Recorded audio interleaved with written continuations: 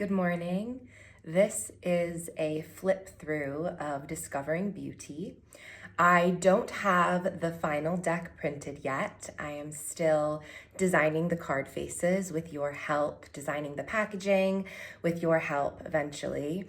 But I thought I would share the images that I've made in the past for this deck, the drafts that came before, and then the final images as I have printed them so far. So one version I printed at home, the other version I had printed professionally.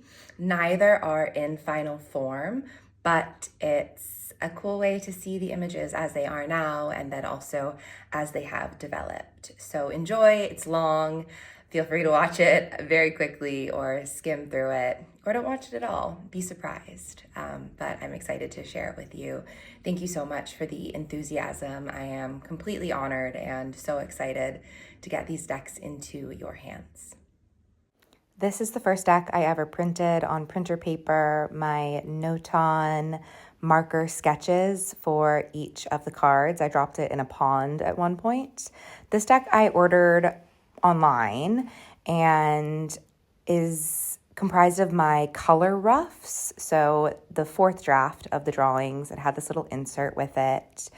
And I use these cards a lot. I had a white border on the back to try that. And they got a lot of use before I finished the final images. And then the next deck I printed on watercolor paper, and it's all of the final images from the completed deck. This is a professionally printed version of the final deck. I was playing again with this as an insert, just kind of a short one in color with some truncated meanings for the cards. This is not how it's going to be in the final form, but just to show you what it looked like. And the cards themselves had extra words on them to try what that would look like.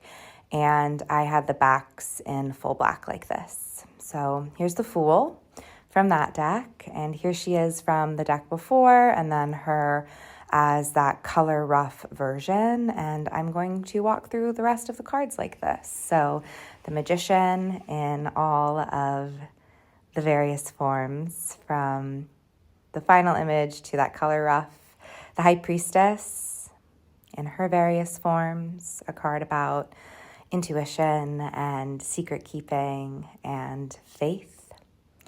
The Empress, the goddess incarnate, the goddess in our own bodies, our ability to connect with our mothering, with our mothers, with our matriarchs. And the Emperor, who speaks of power and how we wield and practice positive power, inspired by the Sequoia Redwood Forest. Tradition, which is a card of ritual that reminds us to tap into the ways we know we are very small here, the ways that we know the universe is much larger than us. An image of lighting Shabbos candles or lighting any candles as an act of ritual. The Lovers, a card about treating our lovers as themselves and ourselves as lover, showing these two interconnected bodies, beings in the sky, a card of interrelation. And then the Chariot, which is a card about flow, how we connect to our flow, how we allow our willpower to flow like a mighty waterfall. This was inspired by a waterfall in Colorado. Strength, which eventually became the cover image for the deck, a card about radical self-compassion. This card got me through a lot of really hard times. And the Hermit, a card of going deep within, connecting to our inner wisdom and eventually allowing that peace to shine out to the world. The Spiral, a card of chance, of luck, of fate. She has thrown her body into the motion of the universe. And then Justice, an image that I've been developing for a long time of Eve and Lilith These two women who chose truth. The Hanged One, a card about being suspended in our own unique, specific oddness. She allows herself to accept and to be and to let it go. Death, a card about letting all that is not self die. This image developed into one of my favorites in the deck, showing this moment right when we wake up, right in this moment of transformation. Temperance, a card of balance, of allowing for paradox, about knowing that balance is a practice. We can always return to our equilibrium. The Devil, a card of desire. She is inspired by the goddess Persephone, who is also the namesake of my cat. She is sacred in her ability to name her desires. The Tower, a card about letting our external, internal structures that once served to protect us to fall away. It's a card of revolution. The Star, another one of my very favorites from the tarot. She is a card about hope, knowing that there is good worth working for, knowing that there is hope worth having. And the Moon, a card of mystery. She sits in the dark places and allows confusion. She knows that there is a richness to be found here. And the Sun, this promise of joy despite it all, knowing that the sun will rise again, knowing that she will grant us life here on this planet. Awakening, also called Judgment. I've borrowed the name from Rachel Pollack. This image is one I have been working on for a long time. I've written about her a lot. There is so much to say about this card of resurrection. And the Earth. Again, a card that's hard to summarize in 5 seconds, about totality. She is everything. She is our interconnectedness. She is all of us here depending on each other. Ace of Earth, a card of planting seeds, of pulling the rain down through tiny habits, through sustained practice, sowing what we want to reap. The Two of Earth, a card about sometimes overwhelm, but when we're able to give in, she talks about flexibility and play. The Three of Earth, the Pentacles suit that I'm talking about now, a card about building with the collective in mind, working with our resources, with those around us, going to our supports and being a support in turn. For Earth, a card about creating and finding security for ourselves, finding a place, a space, a moment where we can feel secure, where we can feel at home, where we can feel safe.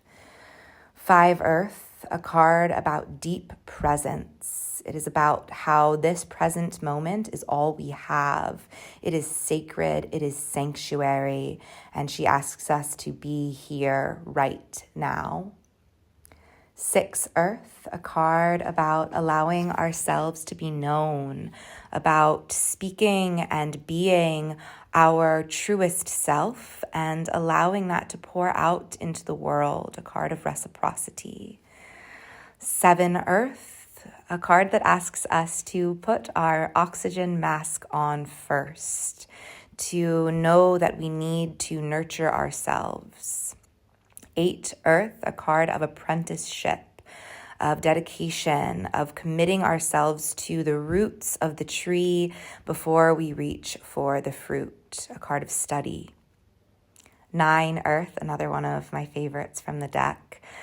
It's a card about discovering beauty. It's a card about maturation, about working for the gardens that we dream of, about pouring our creative voices out in the world for our future, past, present selves. 10 of Earth, a card that reminds us of abundance, of how there is enough here for everybody, that we take care of each other, that we believe in our abundance and we share that abundance out through mutual aid. Root Earth, the page in my deck, is a card about how the practical and spiritual parts of our lives are one and the same, treating our practice as sacred. Voice Earth, a card of dedication, of sitting still and committing ourselves to what it is we are working on. Heart Earth, a card about values-based work. It is a card about changing the world, believing in our values and pouring our heart into them, into these creations. Spirit Earth, a card of taking care of what it is we can take care of, knowing what is inside of our domain, feeling our strength and our power and our security from knowing what is ours and what is not. Ace Air, the Ace of Swords, a card of clarity, knowing that in this space of clarity, we choose perspective and we choose kindness in our own minds.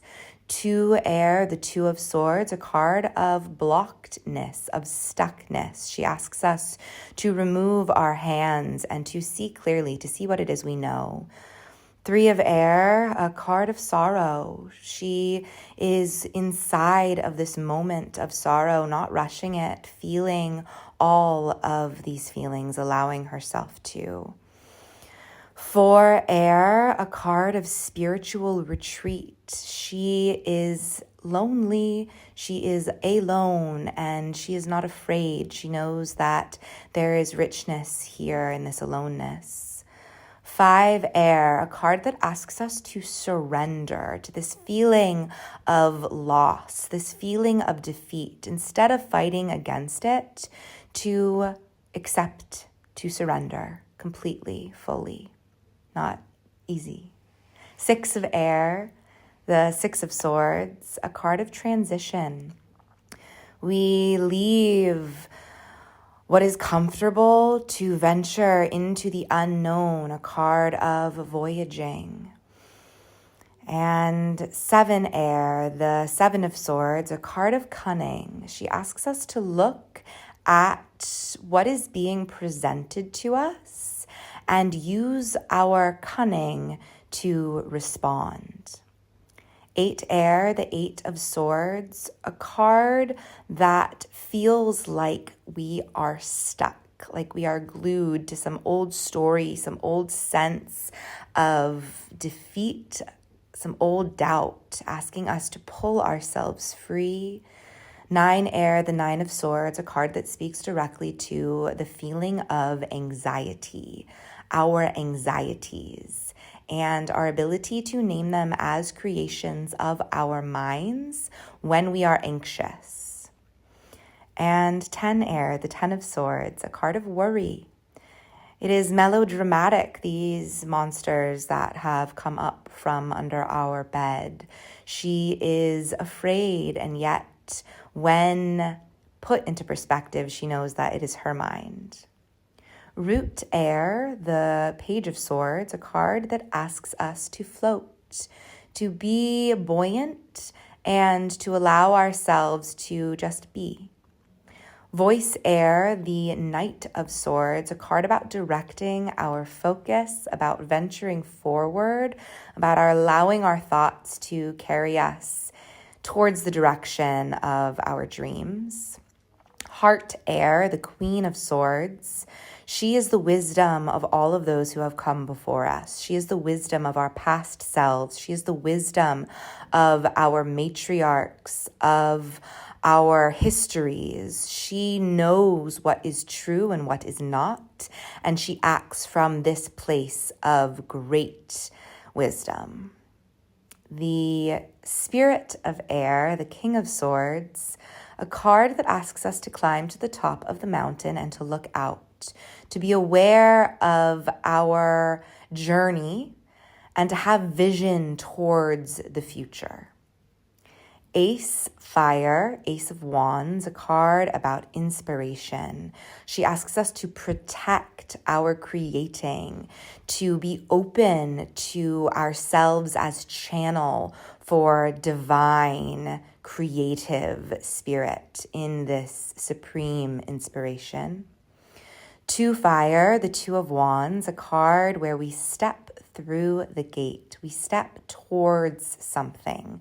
We don't need to complete the whole journey, but we are open to the possibilities.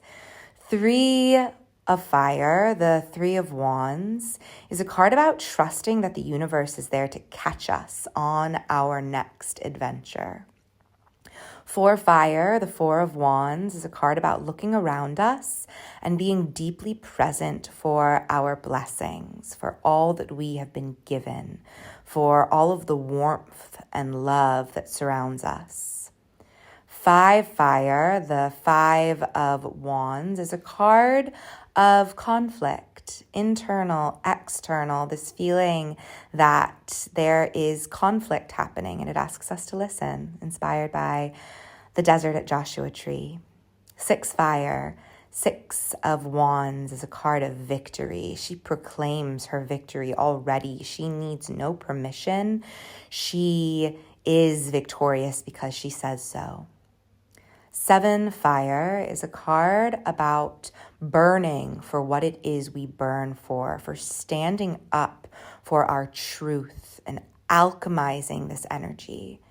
8 Fire, the Eight of Wands, is a reminder that we are our own guardian angels.